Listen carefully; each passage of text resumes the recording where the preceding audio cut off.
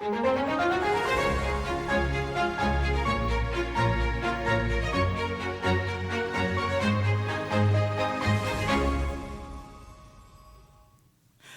hi there. I'm back again, and my special guest for today is a good friend and a fellow neighbor, by the way, Joe Brown, and we're going to hear all about what Joe Brown has to say and about his life and everything. So, hey, Joe, how you doing? Hello. Nice to be here. Nice to have you here. So I just found out something new, folks. He's in the same neighborhood I am, so we were catching up a little bit before the show started. So I want Joe to tell his story, and I think you're going to find it very interesting. So, Joe, you're on. Okay, where do you want me to start? Well, Ken sent me so many things. Do you want to talk about your whole life, or do you want to talk about your luncheons, or just the man in general and all of the above? I'll just talk about getting to Las Vegas. I want you to. I was born and raised near Pittsburgh, Pennsylvania. That's two. I'm from Pennsylvania, too. Oh, yeah? Yeah. I'm from a town called Greensburg. I love it. Do you know Greensburg? I do very well. Yeah?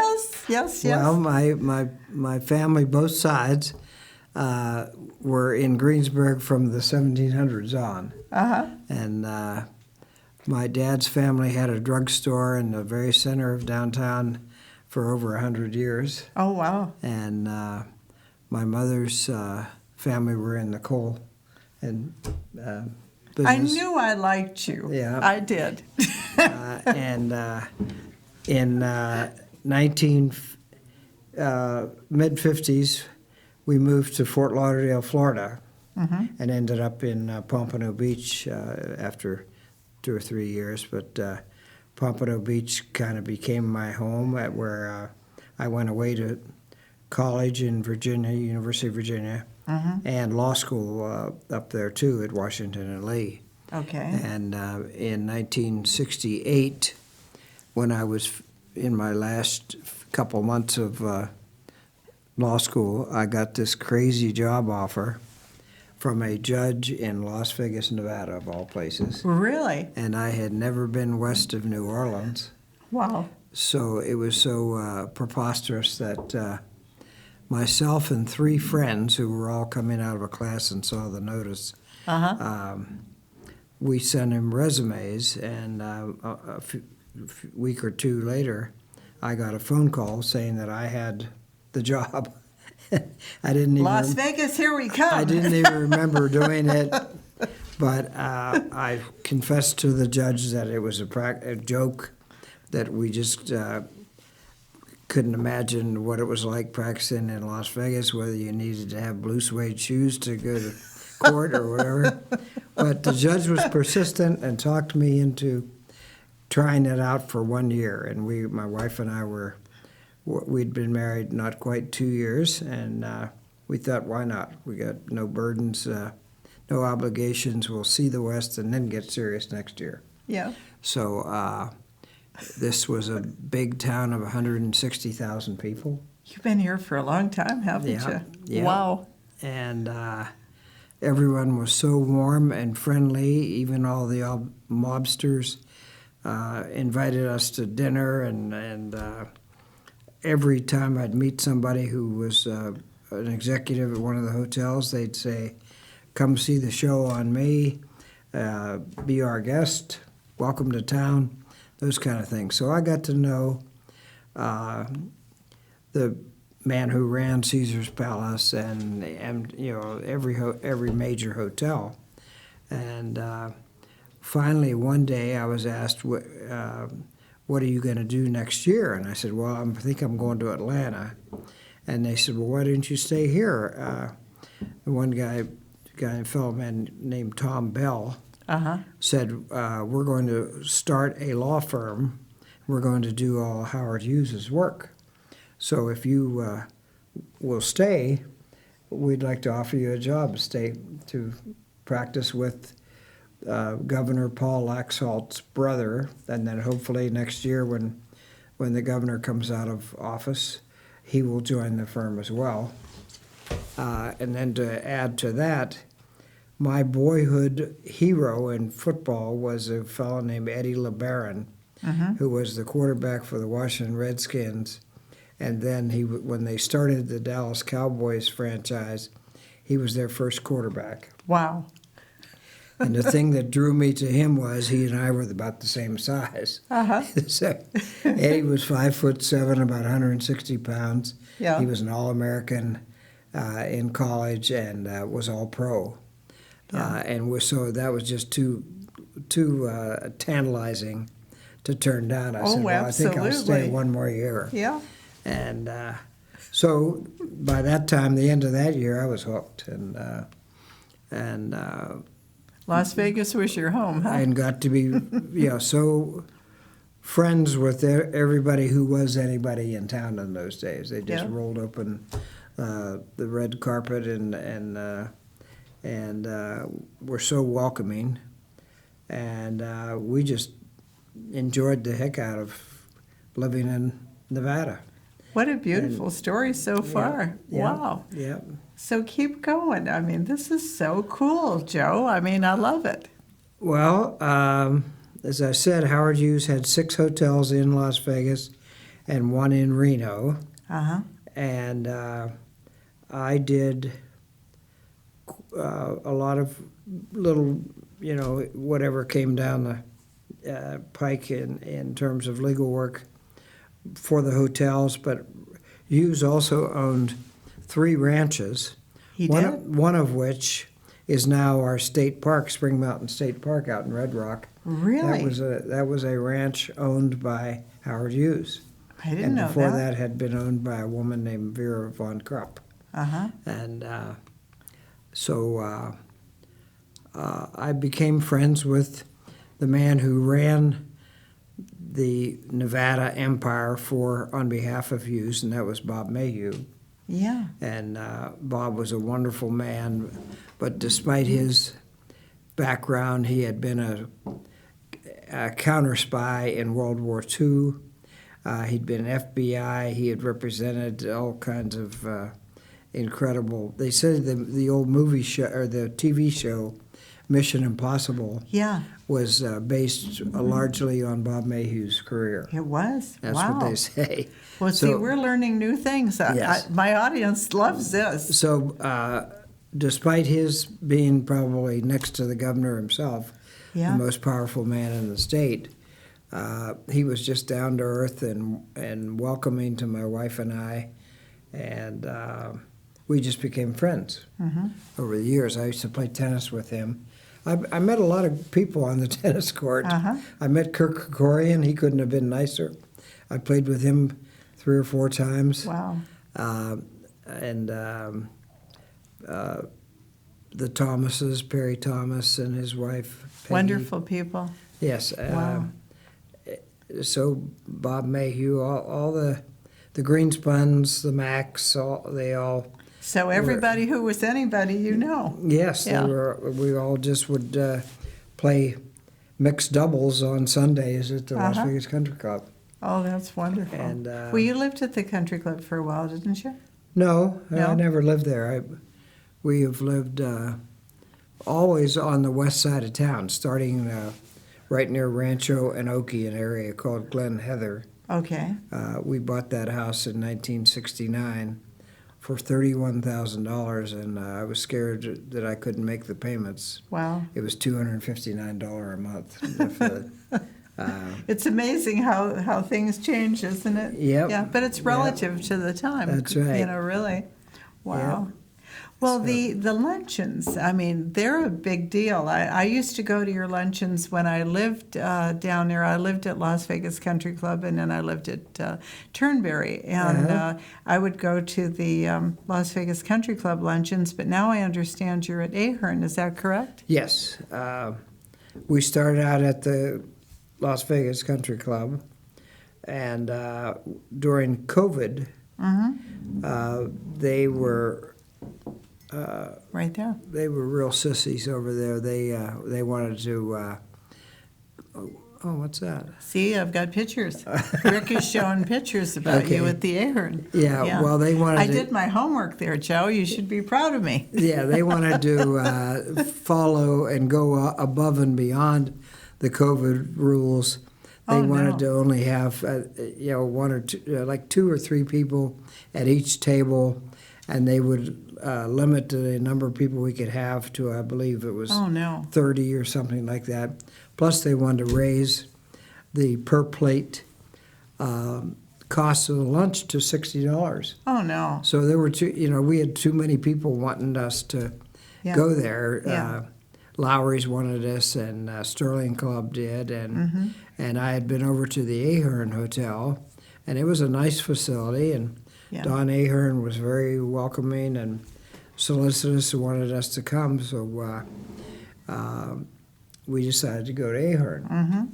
And after we'd been there a few months, we submitted it to a vote of the attendees, where do you want to go? Yeah, Because the Sterling Club was very, very anxious to have us go there. sure. But the majority of the people, by far, actually 2 to 1, Yeah. wanted to go stay at the Ahern. So Oh, I've that's been there. wonderful.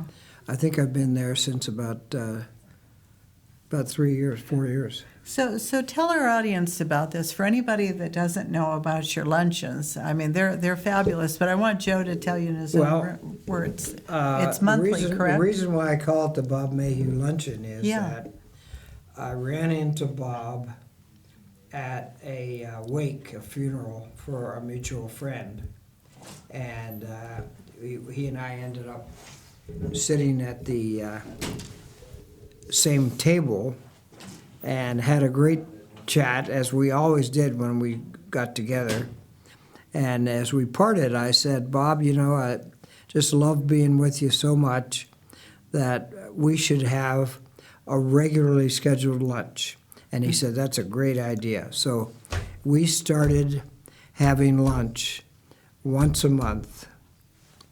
And there were John Laxalt, who was Paul Laxalt's brother, Okay, and another man named Reese Taylor, and Bob and I, and then other people heard about it and wanted to join us. So Clyde Turner, who was the chairman of the board of Mandalay Resorts before Mike Ensign, and Ted Quirk, and Terry Graves. We ended up, there were 8 of us, and at that point, I didn't want it to become so big a crowd that it was diluted, Bob. So we cut it off at 8 people, and we would meet once a month at a little Swiss cafe on Tropicana that Bob enjoyed. And we'd have a great time, and we had one rule, that if Bob was telling a story or Bob was talking, nobody could interrupt him and no one could upstage him. So that went on for a number of years, and then finally, in 2008, at age 90, Bob succumbed, and he died, and it was a very sad day for me. Well, it was, to my utter amazement, his 2 sons called me with the sad news about Bob dying, wow. but they said, Dad said he wanted you to do his obituary, or his eulogy, rather. yeah. So, of all the people to do it, my opening line of the eulogy was Bob Mayhew was the kind of man that should be eulogized by a king or a president, not by Joe Brown. But Absolutely. so, and that was in August of 2008. So a couple months went by, and I really missed those lunches and got the idea from one of the other fellows who had been an attendee, Jerry Dondero was his name, to just continue having lunches, but have interesting speakers. Because we would always, Right. with Bob, the agenda when Bob was alive was getting Bob to tell stories of his fabulous career, but also discussing what was going on in the world, politics, or whatever the headlines of the news were. Right. And That's wonderful. so my friend Jerry said, why don't you just continue having the lunches?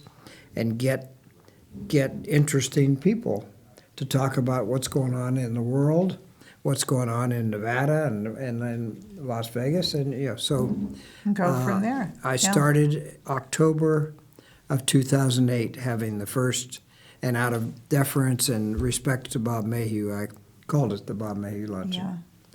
Yeah. And Well, that's So- wonderful, because I often wondered, how it got its name and, what the background was. Yeah, So I'm so- really glad that you're telling us. so now we're in our 17th year Oh, my goodness. of doing it. So, and so it's been very popular and very successful. yeah, and I've been very fortunate to just luck into some speakers who I would have never dreamed that I would get. Like I had the pilot of Air Force One on 9/11, and Wow. he talked about being in Yeah. Sarasota, Florida, Yeah. and all of a sudden getting the call about the World Trade Center, and they had to just get in the air. They were told to get the plane, get the president, and get the plane in the air. Yeah. And so he told a minute-by-minute account of everything that happened at that point, and he made it very, very interesting. And so I also had a woman explorer from Reno, Nevada, who I had met at a Nature Conservancy meeting, and she was a outstanding mountain climber and explorer. Wow. And she came down and spoke. And then I had the son of Ansel Adams, a world famous photographer, Really? and Wow. he was a fabulous guy himself. But he talked about his opening line was, most little boys grow up with their dad throwing them a baseball or a football. Yeah. My dad handed me a camera, and a spare camera or a tripod or Yeah. something, And told you to get started, huh? yes, and followed him through pictures of nature. Wow. And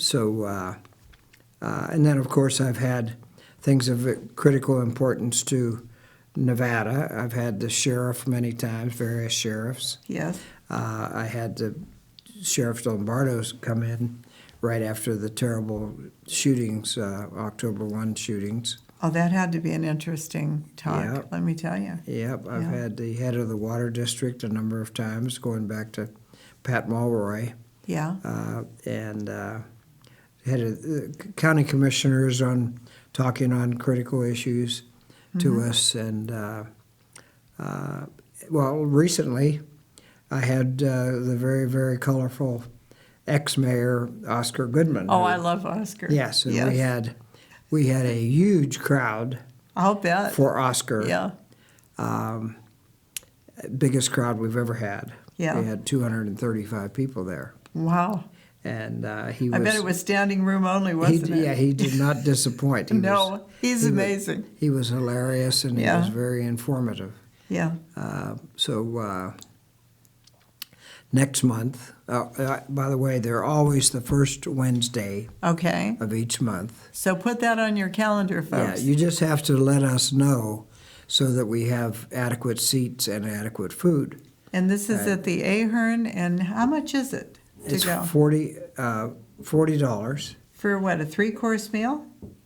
Well, for a full plate of food. Wow. Yeah, That's awesome. Yeah, I make no money on it. It's the $40 goes right to the hotel for Yeah. pay for the food, and That's wonderful, you know yeah, that? so- And it's a good time for everybody. So what It did you is. say, it's the first? and the it's a first- very warm, first Wednesday? friendly crowd. We don't allow controversy. We don't allow. I used to announce at the start of each luncheon that we were a forum for polite discourse, and if anyone got combative or argumentative, they would be asked to leave.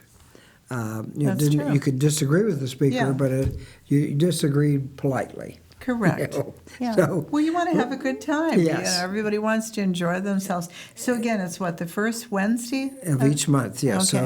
So next what, month. 11:30, what time? Yeah, 11. We like you to come at 11:30 because we start the program promptly at noon. Okay. So everybody comes in and gets there's seat, and we have some introductory things that we do, like Pledge Allegiance, and Well, that's wonderful. and others we say a benediction, a prayer, Yes. and we have a lot of people who hardly ever miss. People who've been coming for 17 years. Yeah.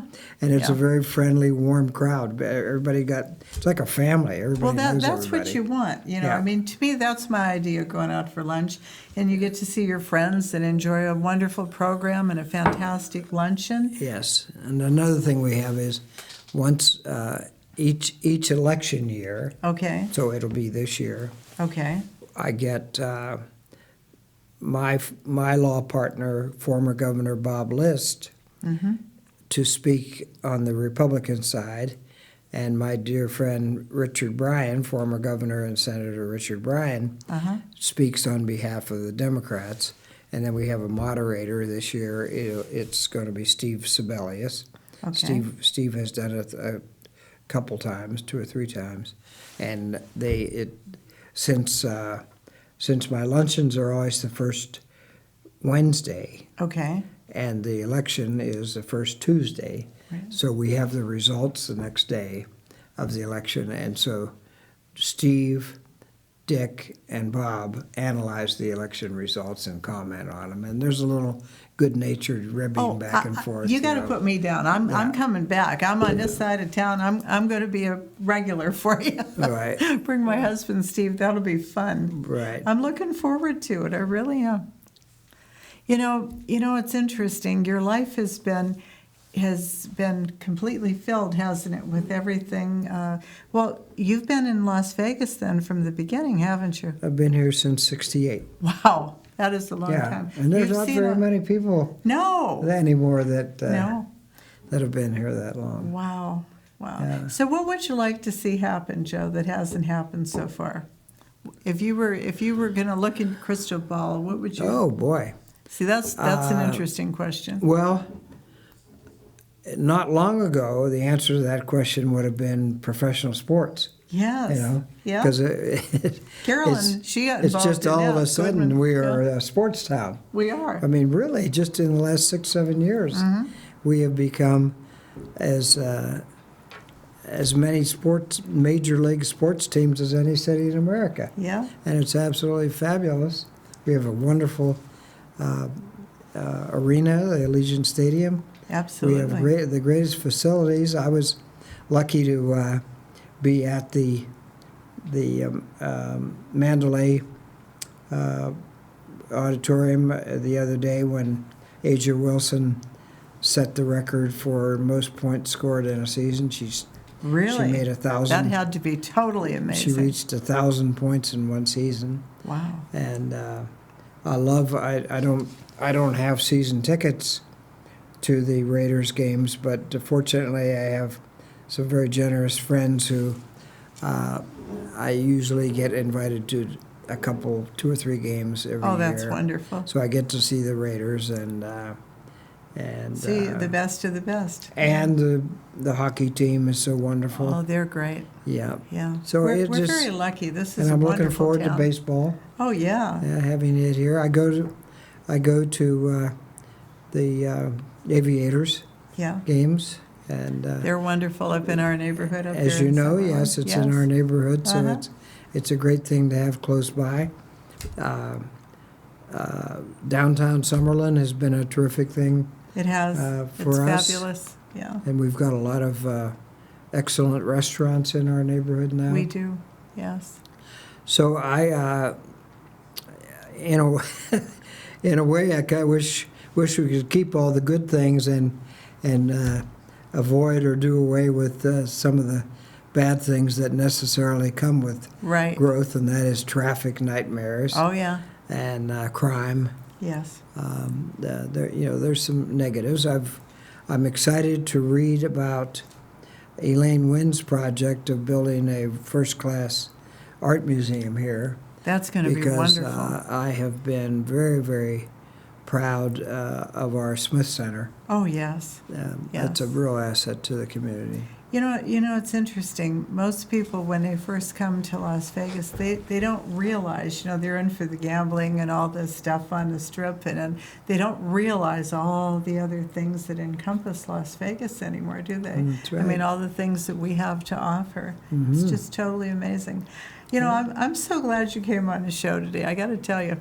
And Greensburg, Pennsylvania. See, I was from St. Mary's, Pennsylvania, so Pittsburgh, halfway yeah. between Pittsburgh and Buffalo. So when he said Greensburg, I thought, oh, okay, there's another plus, another plus. I knew I liked you. Greensburg's one of these towns, like so many of them in that area, Yes. that is going, it gets smaller rather than. The Italian, is it, how do I say it, DeLuca, the Italian market there. I can't think of in Greensburg, DeLallo.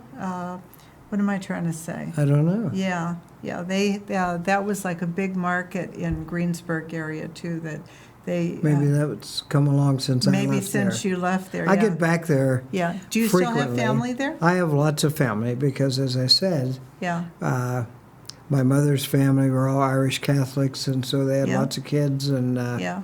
I had lots of cousins, and the Browns. My dad was one of 7 children, Yeah. so I'm very proud of my roots back Oh, there. absolutely. It's wonderful. Yeah. Yeah.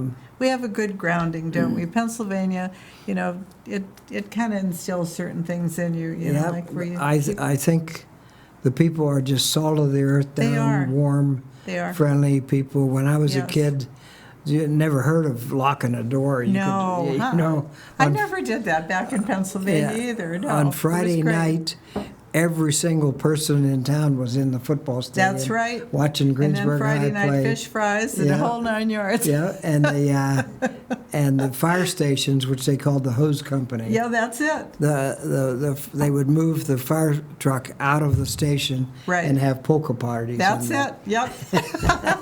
You see, you and I have more in common than you thought we did, don't you? Yeah, my best pals growing up in grade school were Lawrence Stanislaus Nedjelkowski and Joseph Attilio Paduti. See, it brought back new memories for you, didn't it, and Joe? Larry Nedjelkowski's uncle was Rizzo de Fabo. They all had just great names.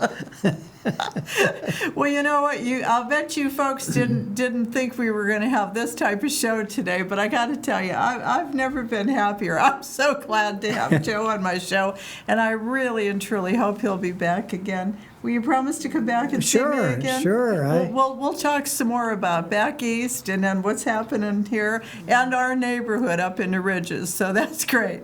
So that's our show for today. And again, go see Joe Brown. Get on his luncheons, Bob Mayhew luncheon, right? It's the first Wednesday of every month. Yeah, next And Wednesday is Wayne Allen Route. Oh, I want to go. Put me down. Actually, October 2nd. Yeah, Yeah. week after next. Yeah, Wednesday. 2 weeks. Yeah. Yeah, 2 weeks. Works for me. But thank you again. That's our show. We'll see you soon. Bye.